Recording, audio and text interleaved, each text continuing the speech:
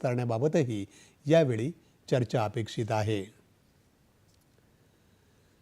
भारत आज महिला विकासकाकडून महिलांच्या नेतृत्वाखालील विकासाकडे वाटचाल करत आहे।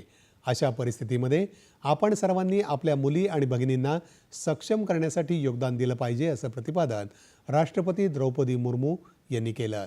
श्री बागेश्वर जनसेवा समितीच्या वतीनं मध्य प्रदेशातील छतरपूरमधील गढा इथं आयोजित सामूहिक विवाह सोहळ्यात काल राष्ट्रपती सहभागी झाल्या होत्या। त्यावेळी त्या बोलत होत्या। महिलांचं शिक्षण, आरोग्य आणि सुरक्षिततेकडे लक्ष देण्याचं आवाहन त्यांनी यावेळी केलं। महिलांनी स्वतः त्यांच्या शिक्षणासाठी आणि स्वावलंबनासाठी सतत प्रयत्न करावेत, असा सल्लाही त्यांनी दिला। हमने भारत को वर्ष 2047 तक जब हम आज़ादी की शताब्दी मनाएंगे, एक विकसित देश बनाने का लक्ष्य रखा है। एक ऐसा भारत जो न केवल आर्थिक रूप से आत्मनिर्भर हो, बल्कि सामाजिक समरसता से परिपूर्ण हो, पर्यावरण की दृष्टि से संवेदनशील हो, अपने आध्यात्मिक प्रकाश से विश्व समुदाय को राह दिखाने वाले हो।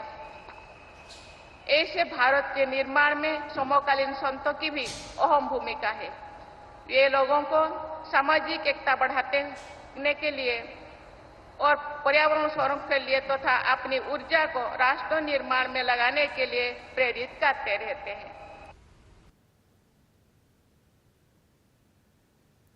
आपल्या परंपरेत संतांनी शतकानुशतकं जनतेला मार्ग दाखवला आहे। समकालीन समाजात प्रचलित असलेल्या समाजकंटकांच्या विरोधात आणि जात, लिंग इत्यादींच्या आधारे होणाऱ्या भेदभावाविरुद्धही त्यांनी आवाज उठवला आहे, असं राष्ट्रपती म्हणाल्या।